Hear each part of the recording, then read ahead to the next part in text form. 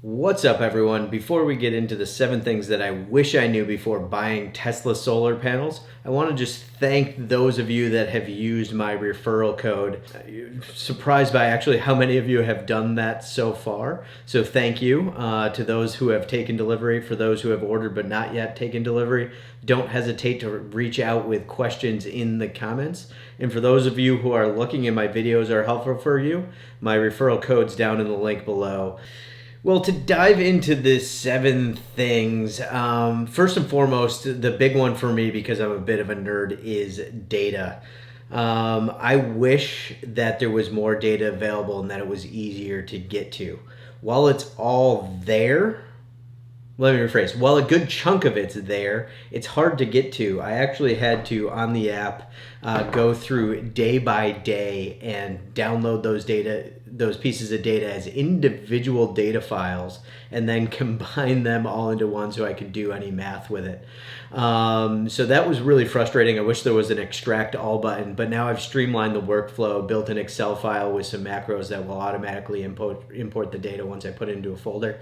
So it'll be a lot quicker in the future. I wish the data was easier to get to, but I also wish there was a little bit more. I wish I could see either panel level or optimizer level data for a couple of reasons. One, that I could see the efficiency of each panel, but also it would make me more comfortable that all the panels were, quote, working the way they should be. I'm sure they are, but I just can't see it, which frustrates me a little bit. But, I'll get into this a little bit in this video and a little bit later in other videos, but I've pulled together a quick little calculator as the data goes in that updates. It lets me see things. I can see efficiency over time. I can see efficiency over days.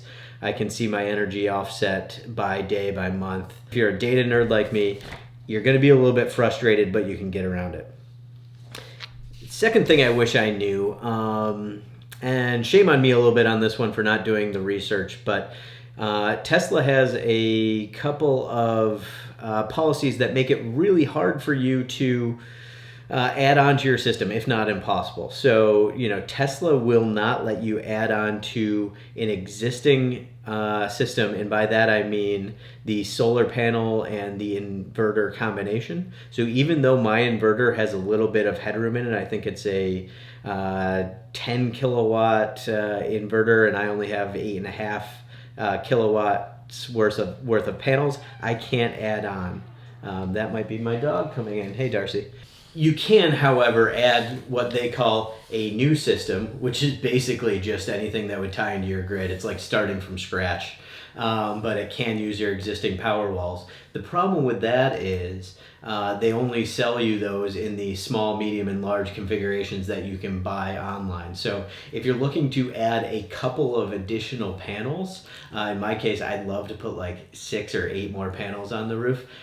You really can't do it. You could add them onto the existing system and maybe void your warranty, but that's not something I'm willing to do. So spend the time up front, do the research. If you need to push them out of one of their standard configurations, do that first. Get it done right the first time, because going back is really hard. The next 2 are going to be things that people might say, you should have thought about that beforehand, which in theory I knew both of these, but I didn't really put enough thought into it. I wish I had put more into it. But I guess that's why we have these channels. That's why you guys get to learn from us. But the 2 that I would say are the next 2, so 3 and 4, are the angle of the roof really matters and shade patterns matter. And they actually change over time. Surprise. So my roof is actually surprisingly flat. Lots of angles on it, which create shade patterns that I don't love. But this means that I actually probably get slightly better than forecast performance dead summer when the sun is kind of going really high in the sky.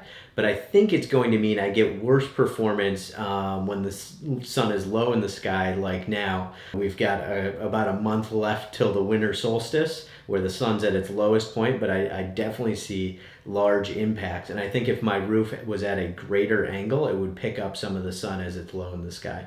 It kind of is what it is. I wish I had thought about it in my planning. I'm not sure the total impact it's going to have on the numbers. I can show you a little clip here of if we look at the summer months, my generation is significantly higher, and now it's significantly lower. We'll see how that averages out. We'll see how good Tesla's algorithm actually was in calculating these things. Too early to tell at this point. So, while I wish I had thought about it, there's really nothing I would have done differently. Still would have moved forward with things. So on the shade pattern side of things, this one's actually really interesting. As the sun starts to get lower in the sky, it picks up shade from trees that weren't causing shade before. It picks up shade from neighbors or even multiple houses away neighbors' trees. Just things to think about as you plan this out. But then all of a sudden those leaves fall. So last month my usage was actually... So last month, my generation was actually quite low, which was making me pretty nervous for the overall performance of the system. But as the leaves started to fall this month, even though the sun's getting lower in the sky, my performance should be worse. My generation has gone up, and you can see it here in this data.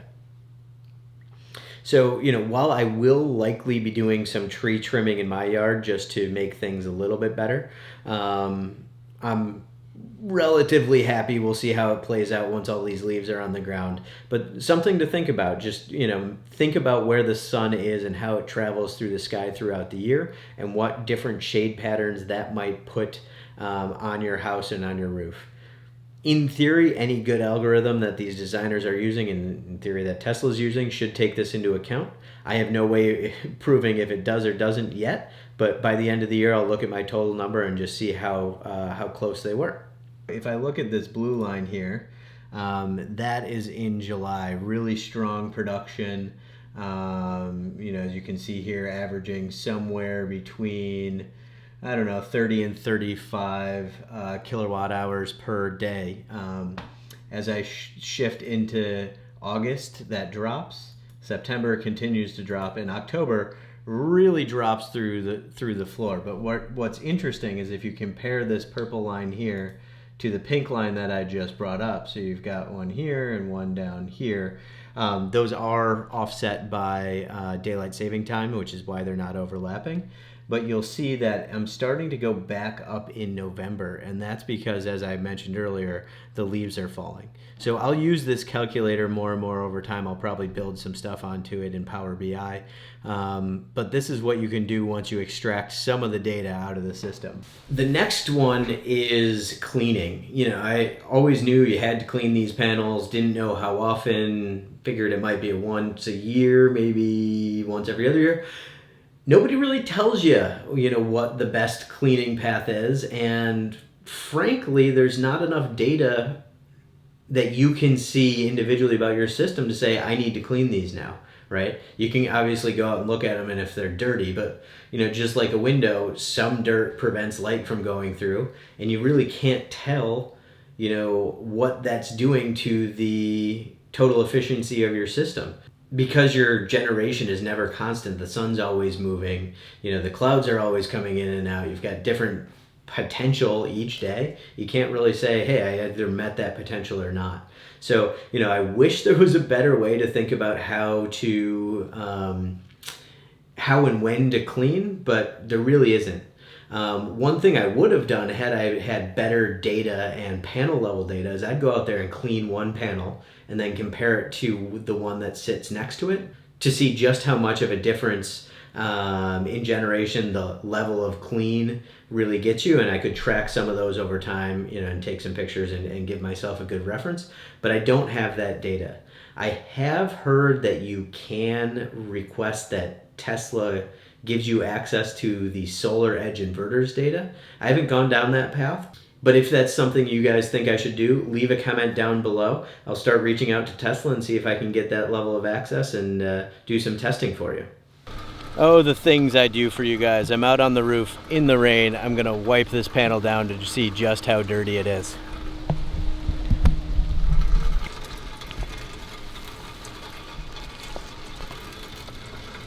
Okay, well, maybe it needs a cleaning. What do you think? Is that enough to block a lot of the sunlight from coming through? Those of you who have panels and have gone through this, let me know what you think. So if nothing else, you should think about the following when you're going through your evaluation process.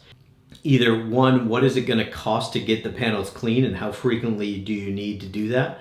Or two, do you have access to all areas of your roof where your panels are so that you can go clean them yourself?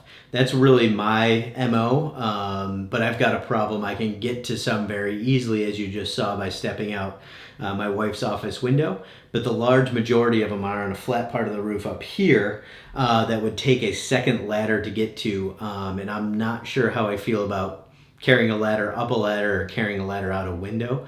I am in the process of trying to think through what a more permanent solution might be so that I can get up there. But I want to make sure it doesn't stand out or look bad. So haven't gotten there yet, but just something to think about. And then the final two, number 6 and 7, are probably a bit more personal to me. Part of it's because I'm a nerd, part of it's because I love Tesla stuff, part of it's because I maybe have an addictive personality. But the first one is, watch out if you have an addictive personality. You will check the app constantly to see what your generation is, to see what your consumption is, etc. So, I am always on. I'm looking at the power flow. The sun is down for us now, so I'm not generating anything. But, diving in, looking at, usage over the day or looking at generation over the day, you can see that big spike is my car charging from about 20% last night. But, if you have an addictive personality, you're going to check that a lot. You're going to wish you had more data. The second is when people notice you have solar or have heard you have gotten solar, they're going to want to talk about it. They're going to ask a lot of questions. They're going to want to see the batteries. They're going to, tell you how much better a generator is. You're going to get into those debates. I try not to bring it up when I'm out and about with my neighbors, but oftentimes they do. And once they do, I can't stop talking about it, as you might expect. But, so you will have a lot of conversations. You will have questions about it. It was just like when, I first got my Model 3 and there weren't a lot of them floating around. People are going to ask you the questions. People are going to want to talk about it. I'm expecting the same thing when I get my Cybertruck, which is hopefully in about a year. Who knows? But I'm okay with it. It's fun to share that information. That's why I have this channel. But, people are going to want to talk, and that's all right. Anyway, guys, that's it for this time. Hopefully this was helpful. If you have questions that you want to know the answer to that I haven't covered thus far, things you're worried about, things that you want to consider now so you don't have any regrets, hit me up in the comments. I'll answer them all, either directly or in my next video. But thanks again, guys, and until next time.